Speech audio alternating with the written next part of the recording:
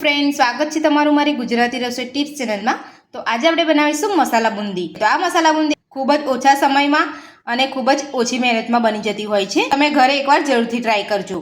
તો ચાલો આપણે શરૂ કરીએ। તો મસાલા બુંદી બનાવવા માટે અમે અહીંયા 1 વાટકી બેસન લીધું છે। તો તમે જોઈ શકો છો અહીંયા મારી થોડી વાટકી મોટી છે એટલે અહીંયા વજનમાં આપણે અહીંયા 150 ગ્રામ બેસન લીધું છે। તો બેસનને આપણે અહીંયા એક મિક્સર જારમાં લઈ લઈશું। તો આપણે અહીંયા બેસનને મિક્સર જારમાં લઈ લીધું છે।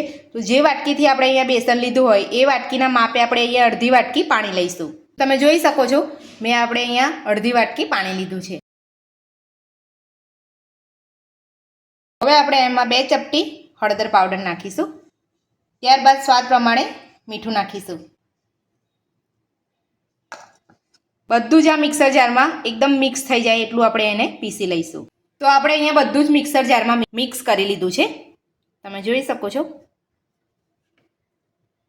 તો હવે આપણે અહીંયા એક બાઉલ લીધો છે, એની અંદર આપણે બધું જ બેસનનું ખીરું જે બનાવ્યું છે એ કાઢી લઈશું।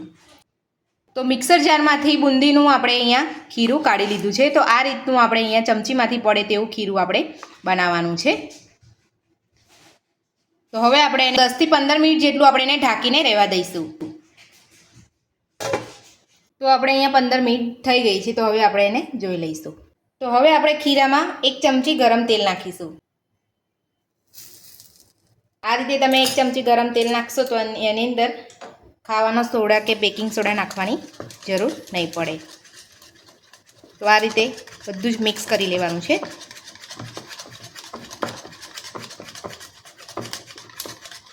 બરાબર એને સારી રીતે આપણે મિક્સ કરવાનું છે। તો આ રીતનું આપણે અહીંયા પતલું હોવું જોઈએ। આપણે વધારે પડતું પતલું પણ નથી રાખવાનું। તો આટલું આપણે અહીંયા ખીરું બનાવીશું તો આપણી બુંદી એકદમ સરસ ગોળ ગોળ પડશે। તો આપણે અહીંયા બધું જ સારી રીતે મિક્સ કરી લીધું છે। તો આપણે અહીંયા તળવા માટે તેલ પણ મૂકી દીધું છે। તેલ આપણું ગરમ થશે એટલે આપણે એમાં બુંદી પાડીશું। તો બુંદી પાડવા માટે મેં અહીંયા એક આ રીતનો જારો લીધો છે। તો તમારે બુંદી પાડવા માટે આ રીતનો એક જારો લેવાનો છે। તમારી પાસે જારો ના હોય ને ડીશ ટાઈપ તમારી પાસે છીણી હોય તો તમે એનાથી પણ સરસ બુંદી પાડી શકો છો। તો આપણે તેલ ગરમ થાય ત્યારબાદ આપણે એની અંદર બુંદી પાડીશું। તો તેલ આપણું ગરમ થઈ ગયું છે। તો હવે આપણે અહીંયા આંગળીની મદદથી સહેજ ખીરું નાખીને જોઈ લઈશું। તો તમે જોઈ શકો છો ખીરું આપણું અહીંયા સરસ તૈયારીમાં જ ઉપર આવી જાય છે એટલે આપણે તેલ બુંદી પાડવા માટે તૈયાર છે। તો તેલ આપણું ગરમ થઈ ગયું છે। તો હવે આપણે અહીંયા જારામાં ખીરું નાખી અને બુંદી પાડી લઈશું।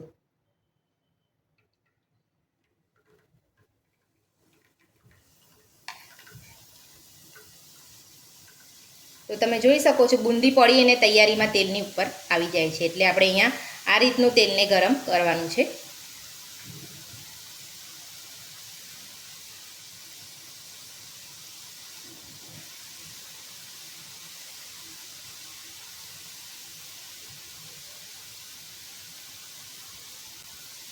આ રીતને તમારે થોડો થોડો જારાને હલાવતું રહેવાનું છે તો તમારી બુંદી સરસ પડી જશે બધી। તો જેમ જેમ બુંદી તળાશે તેમ તેમ બધી જ ઉપર તેલમાં આવી જશે। તો તમે જોઈ શકો છો બધી જ બુંદી આપણે અહીંયા ફટાફટ તેલમાં આવી જાય છે અને એકદમ ગોળ રાઉન્ડમાં સરસ બુંદી પડી છે। તો તમારે આ રીતે એકવાર જારાને વાપર્યા પછી તમારે બધું જ ખીરું પાછું લઈ લેવાનું છે અને જારાને ફરી ધોઈ અને કોરો કરીને ફરી વાપરવાનો છે। તમે આના જારાથી પાડશો તો તમારી ગોળ રાઉન્ડમાં બુંદી નહીં પડે। બુંદી તળાઈ જાય ઉપર આવી જાય એટલે એને આ રીતે બધી બાજુથી એને તળી લેવાની છે। તો આ રીતે તમારે એકવાર અંદર ફેરવી લેવાની છે એટલે સરસ બુંદી આપણી તળાઈ જશે। તૈયારીમાં તમારી ઉતાવળ નથી કરવાની। આ રીતે ઉપર આવે ત્યારબાદ 5 થી 10 સેકન્ડ જેટલું એને રહેવા દેવાની છે। ત્યારબાદ જ એને પલટાવવાની છે અને આપણે અહીં એકદમ ફૂલ ગેસ નથી રાખ્યો, મીડિયમ ટુ સ્લો ગેસ ઉપર આપણે એને તળવાની છે। તો આપણી બુંદી અહીંયા તળાઈ ગઈ છે। તો હવે આપણે એને તેલમાંથી કાઢી લઈશું। તો આ રીતે આપણે અહીંયા એક ગાળણી લેવાની છે, એની અંદર આપણે આ રીતે કાઢી લેવાનું છે।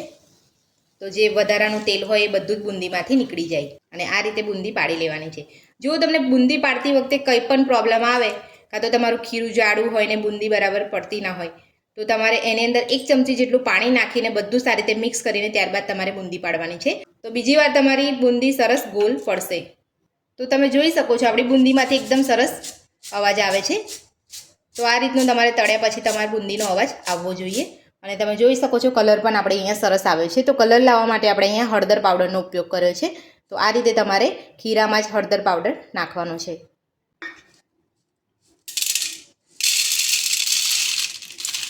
તમે જોઈ શકો છો એકદમ સરસ અવાજ આવે છે બુંદીમાંથી. આ જ રીતે આપણે બીજી વાર પણ બુંદીને પાડી લઈશું.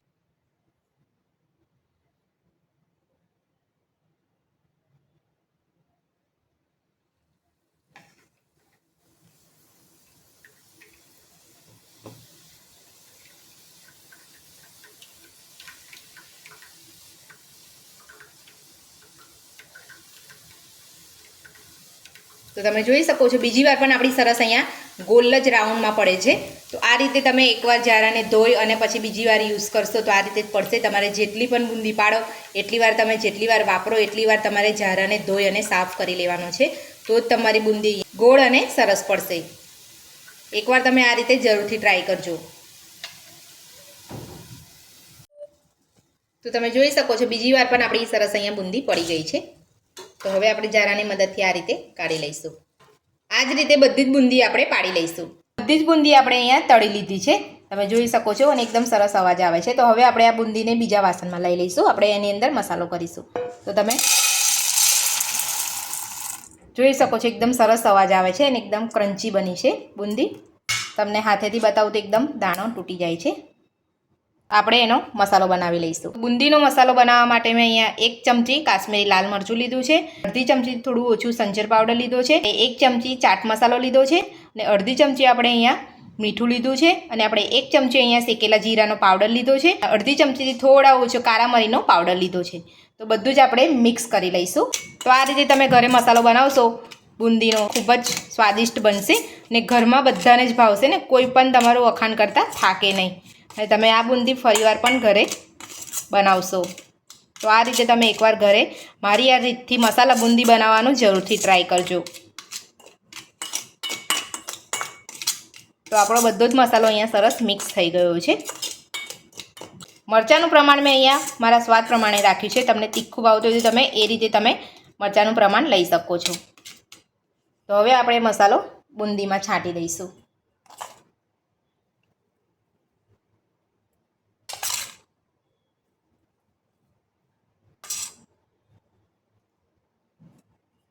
તો હવે આપણે એને મિક્સ કરી લઈશું.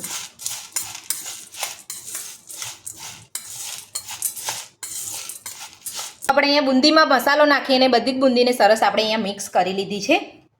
તો તમે જોઈ શકો છો એકદમ ક્રન્ચી અને સ્વાદિષ્ટ આપણી બુંદી બનીને તૈયાર છે. તો મારી આ રીતથી તમે મસાલા બુંદી બનાવવાનું ઘરે એકવાર જરૂરથી ટ્રાય કરજો. તો મસાલા બુંદી બનાવવાની રીત તમને મારી કેવી લાગી મને કોમેન્ટ બોક્સમાં જરૂરથી જણાવજો. જો વિડીયો પસંદ આવ્યો તો વિડીયોને લાઇક કરજો, ચેનલને સબસ્ક્રાઈબ કરજો, તમારા મિત્રોને જરૂરથી શેર કરજો. Thank you.